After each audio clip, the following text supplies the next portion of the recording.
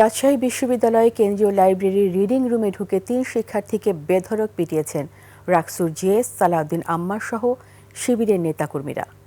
তাদের ভাষ্য, রাকসু কার্যালয়ে হামলার ঘটনার জেরে তাদের মারধর করা হয়েছে। আহতদের মধ্যে ইতিহাস বিভাগের শিক্ষার্থী আনাস ও মাহমুদুল হাসানকে রাজশাহী মেডিকেল কলেজ হাসপাতালে ভর্তি করা হয়েছে। ঘটনার প্রতিবাদে ক্যাম্পাসে মিছিল করেছে ছাত্রদল। রাজশাহী বিভাগীয় প্রতিনিধি বদরুল হাসান লিটনের তথ্য ভিডিওতে আরও জানাচ্ছেন সমর ইসলাম।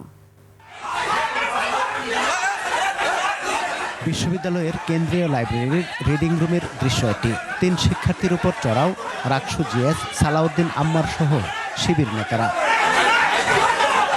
পুলিশ ও শিক্ষার্থীদের সামনেই চলে এমন কাণ্ড। আম্মার সহ শিবির নেতাদের আক্রমণের শিকার শিক্ষার্থীদের নাম আনাস, হাসিব ও মাহমুদুল। তবে আম্মারের অভিযোগ, আনাস ও তার সঙ্গীরা রাকসু কার্যালয়ে হামলা চালিয়ে রাকসুর তথ্য ও গবেষণা সম্পাদক নাজমুস সাকিবকে আহত করেছেন। বিশ্ববিদ্যালয়ের কেন্দ্রীয় ছাত্র সংসদের অফিসে গিয়ে কোনো শিক্ষার্থী বা কোনো ছাত্রলীগ হামলা করতে পারে কিনা, এটা নিরাপত্তা আমি ডিজার্ভ করি কিনা।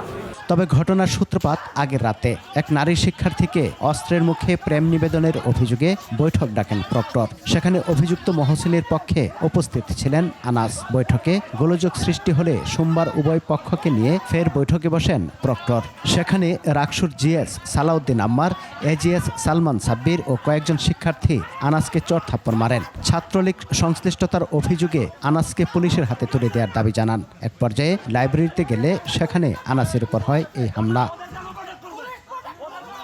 লাইব্রেরিতে শিক্ষার্থীদের উপর হামলার প্রতিবাদে ক্যাম্পাসে বিক্ষোভ মিছিল করেছে ছাত্রদল। ছাত্রদলের এই মিছিল নিষিদ্ধ ছাত্রলীগের পক্ষে যায় বলে মনে করছেন রাকসু ভিপি ও শিবির নেতা। শিবিরের সন্ত্রাসী যারা, তারা রাজশাহী বিশ্ববিদ্যালয়ে লাইব্রেরি যেখানে পড়াশোনা করার জায়গা, সেখানে কিভাবে মব তৈরি করে তারা সন্ত্রাসী কায়দায় শিক্ষার্থীদেরকে হত্যার উদ্দেশ্যে কিভাবে হামলা করেছে। ছাত্রলীগের নেতারা সর্বশেষ রাকসু নেতৃবৃন্দের উপর যে হামলা করেছে, সব কিছুর বিচার হিসেবে তাদেরকে অ্যারেস্ট দেখানো হয়েছে এবং এটাই প্রমাণিত হয়েছে ছাত্রলীগ এই ক্যাম্পাসে কোনোভাবেই টিকতে পারবে না। ক্যাম্পাসের পরিবেশ স্বাভাবিক ও শান্ত রাখতে পুলিশ আনাস সহ 2 জনকে আটক করেছে। ক্যাম্পাসে কোনো বিশৃঙ্খলা বরদাস্ত করা হবে না বলে জানান প্রক্টর। কলাপসেবল গেট ধরে দেখে আমি একদম করে দাঁড়িয়েছি, আমাকে যখন ধাক্কায় ফেলে দিয়ে শিক্ষার্থীরা মারামারি করে, এর চাইতে তো আমি আমার সর্বোচ্চটা দিয়ে আমি শিক্ষার্থীদের চেষ্টা করেছি যেন এই ধরনের ঘটনা না ঘটে।